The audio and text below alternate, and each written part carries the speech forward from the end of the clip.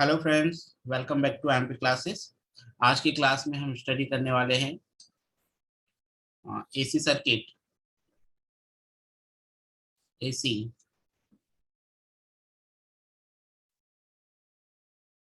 AC circuit containing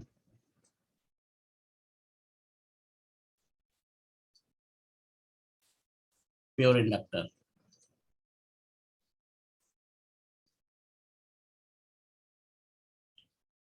ठीक है, तो इसका पहले हम सर्किट डायग्राम देख लेते हैं कि किस तरह हमारा ये सर्किट डायग्राम होगा। Okay, the circuit diagram for this.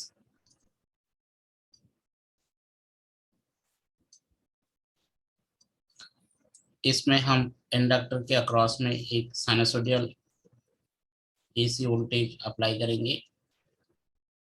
The sinusoidal voltage source is written as ES, instantaneous equation, and this is the inductor। और इससे थ्रू एक करंट पास होगा जिसको हम IS बोलेंगे। This applied voltage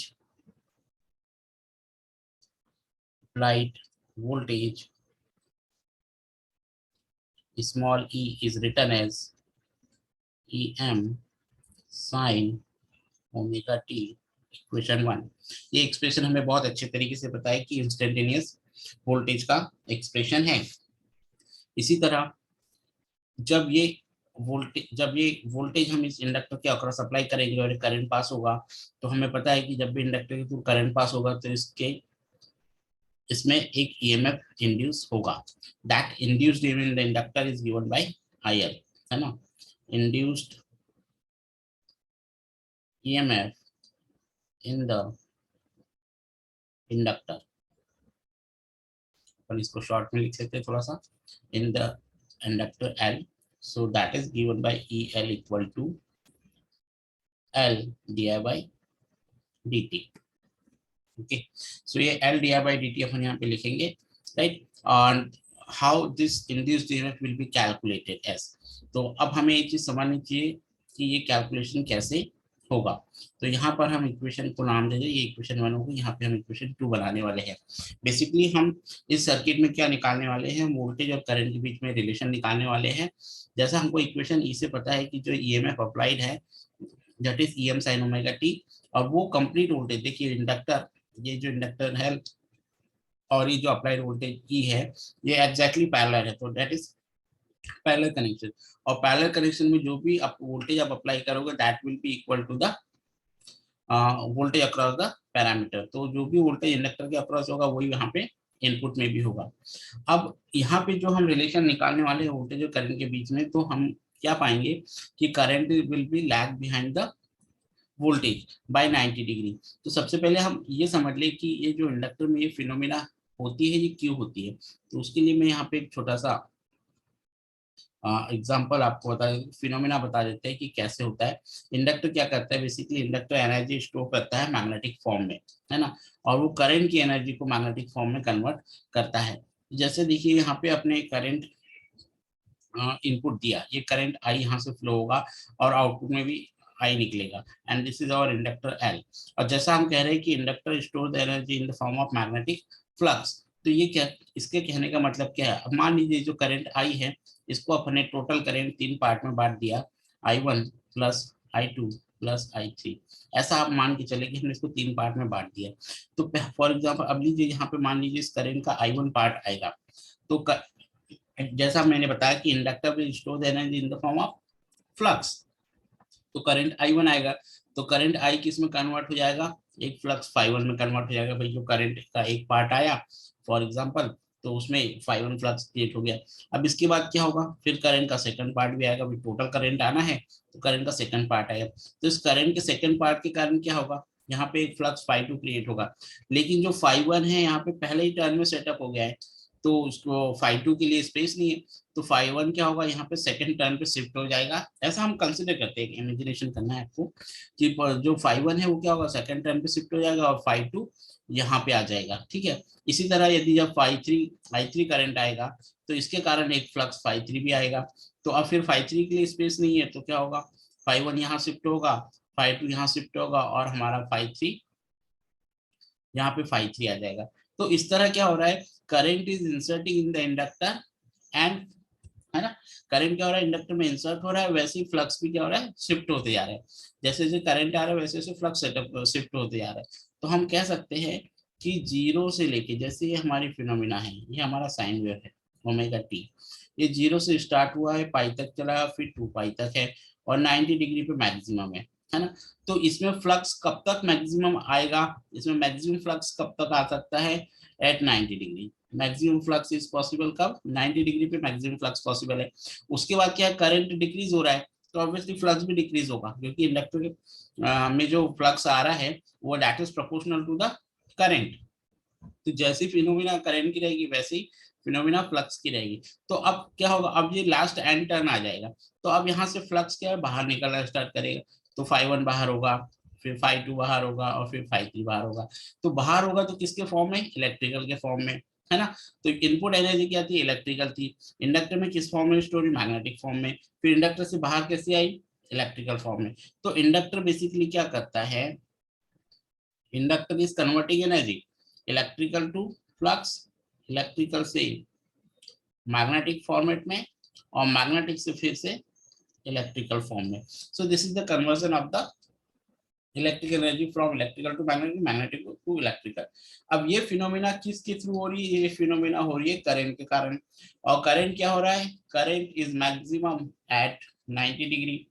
तो जो फ्लक्स, जो एनर्जी कन्वर्ट हो रही है इलेक्ट्रिकल से मैग्नेटिक में, उसमें कुछ ना कुछ टाइम तो कंज्यूम होगा। So that time is required for his omega t equal to 90 degree, है ना। वो कितना टाइम लग रहा है, omega t equal to 90 degree. तो 90 डिग्री तक करंट क्या हो रहा है, स्टोर हो रहा है, लेकिन वोल्टेज तो क्या है, एकदम क्लियरली पास हो रहा है। तो क्या इंडक्टर क्या करेगा, इंडक्टर में हम कह सकते हैं कि इंडक्टर ने क्या किया है, करंट को 90 डिग्री तक के लिए रोक लिया है। और इसी कारण से इंडक्टर में क्या होता है, करंट लैग करता है और वोल्टेज लीड करता है बाय 90 डिग्री। अब इसको अपन थ्रू एक्सप्रेशन भी देख लेते हैं कि एक्सप्रेशन के थ्रू हम इसको कैसे एक्सप्लेन करेंगे इस फिनोमिना को। ठीक है, तो यहाँ पे अपन बना लेते हैं, let us come to the expression. तो यहाँ पे हमने जो इक्वेशन लिखा है that is E L equal to, यहाँ पे वापस आ जाए हम, ठीक है। ई एल इक्वल टू हमने लिखा है यहाँ पे E M sine omega t, right, and also no, E L equal to sine omega t नहीं लिखा हमने, E L equal to V M, E L लिखा है, ई एल इक्वल टू हमने लिखा है L D I by D T. और E की जो है हमारे पास वो क्या है, ई जो ई है that is what, E M sine omega t equal to L D I by D T. ठीक है, ये एक्सप्रेशन हम देखे हमने। अब इसको हम क्या करेंगे, सॉल्व कर लेंगे। तो आप देखेंगे कि हम इसको क्रॉस मल्टीप्लाई करते हैं, जैसा कि मैथ में हम सॉल्व करते हैं उसी तरह इसको सॉल्व करना है। इसको आप डी टी से मल्टीप्लाई कर दीजिए और ये एल डी आई। अब इस एग्जैक्टली वैल्यू करंट की निकालने के लिए हम इसको इंटीग्रेट करेंगे। तो हम एक्सप्रेशन को E M by L into sine omega t D T लिख सकते हैं। तो ये आप इसको इंटीग्रेट करेंगे तो आपको मिलेगा I equal to E M by omega L into sine का इंटीग्रेशन होता है minus of cos omega T, minus of cos omega T, and this can be written as E M by omega L, और ये हो जाएगा sine cos, minus cos omega T को हम लिख सकते हैं sine omega T minus pi by 2 and bracket close. और इसको आप कंपेयर करें इंस्टेंटेनियस इक्वेशन से, तो इंस्टेंटेनियस इक्वेशन से कंपेयर करने से हमें मिलता है this. So you can compare this expression with this. So through this we will get I m sin omega t minus pi by 2, और ये हमारा एक्सप्रेशन हो जाएगा 2। इस एक्सप्रेशन 2 के अकॉर्डिंग हम कह सकते हैं इस एक्सप्रेशन 2 से कि यही हमारा इंस्टेंटेनियस करंट का एक्सप्रेशन होगा। ठीक है, ये इंस्टेंटेनियस करंट का एक्सप्रेशन हमारा हो गया। अब इसमें हम क्या देख रहे हैं, इक्वेशन 1, ये इक्वेशन 1 है हमारी, ये इक्वेशन 2 है हमारी। तो हमें क्या रिलेशन मिल रहा है इक्वेशन 1 और 2 से, कि जो करंट है वो 90 डिग्री से लैग कर रहा है। हम कहाँ से कंपेयर करेंगे, यहाँ एंगल से। यदि हम लैगिंग लीडिंग की बात कर रहे हैं तो हमें साइन का जो भी एंगल मिल रहा है उससे हमें कंपेयर करना है तो from equation 1 and 2 we can write, है ना, क्या लिख सकते हैं अपन, फ्रॉम इक्वेशन 1 एंड 2। इक्वेशन 1 हमने क्या बनाया था, E equal to EM sine omega T, expression 1, ठीक है।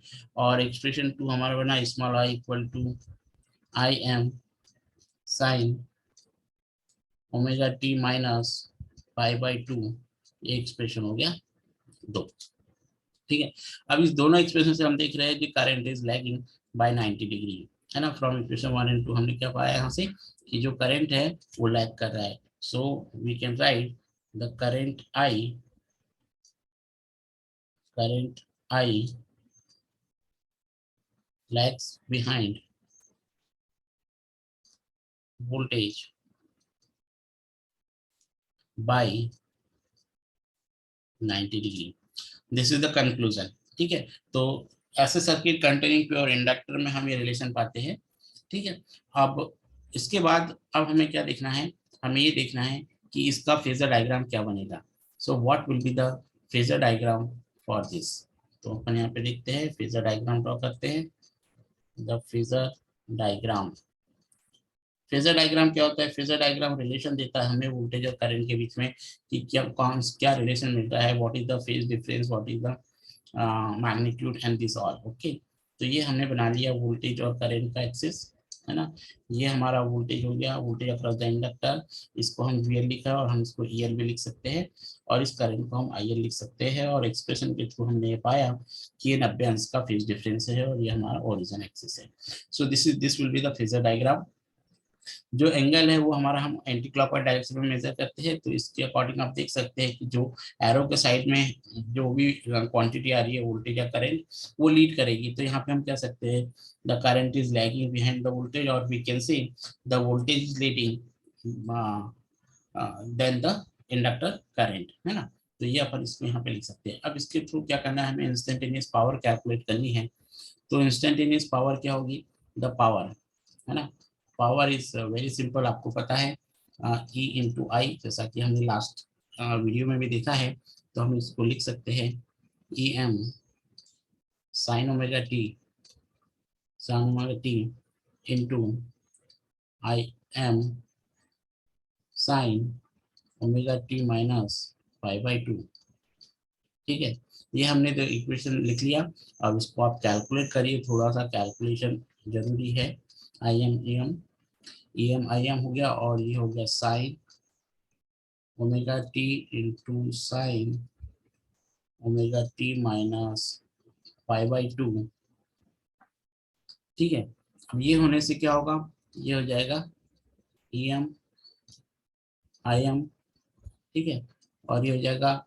अब आप इसको मैथमेटिकली सॉल्व करेंगे तो आपको यहाँ पर डिनोमिनेटर में 2 मिलेगा, और ये साइन 2 ओमेगा टी की टर्म यहाँ पर आ जाएगी। इक्वेशन को अपन सॉल्व करेंगे, मैथ ट्रिग्नोमेट्री लगानी पड़ेगी आपको, ठीक है। जब आप ट्रिग्नोमेट्री लगाते हैं तो ये टर्म आपको मिलेगी।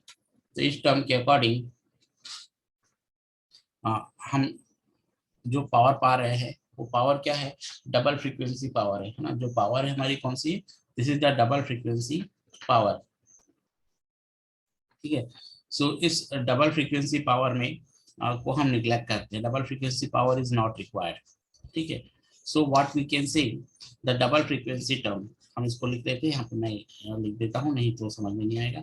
डबल फ्रीक्वेंसी पावर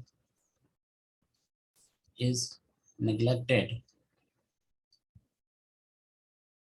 नेग्लेक्टेड क्या, बेसिकली हम इसको किसी भी तरह फिल्टर लगाकर एलिमिनेट कर देंगे डबल फ्रीक्वेंसी पावर को। और यदि हम इसके हार्मोनिक एनालिसिस पे जाए तो to two omega t, two is basically the even number, है ना। तो जो इवन पावर होती है, जो इवन टर्म्स होती है, वो हार्मोनिक एनालिसिस के अकॉर्डिंग क्या होती है, जीरो होती है, ठीक है। तो आप ये इवन टर्म है इसलिए यहाँ पे पावर भी जीरो आ जाएगी। तो from this we can write the power consumed in a pure inductor, the power consumed power consumed power consumed in AC circuit containing pure inductor is 0। और इन अदर वर्ड्स में हम क्या बोल सकते हैं, अदर वर्ड्स में हम कह सकते हैं inductor does not consume any power, inductor does not consume any power. ठीक है, तो इंडक्टर जो हमारा किसी भी तरह की पावर को भी कंज्यूम नहीं कर सकता, नहीं करता है। सो this is the complete explanation of the inductor and that is connected across a pure sinusoidal voltage, or we can say the pure inductor is connected across the sinusoidal voltage। तो उम्मीद है आप लोगों को ये समझ में आया होगा। यदि आपको कुछ समझ में नहीं आता है तो प्लीज कमेंट बॉक्स में आप अपना क्वेश्चन कर सकते हैं। और यदि आपको ये लेक्चर पसंद आया हो तो प्लीज हमारे चैनल को लाइक करें, सब्सक्राइब करें, और इस पे जो भी अपडेट आप चाहते हैं वो हमें कमेंट बॉक्स में लिखकर आप मेंशन करें। So thank you listening this lecture.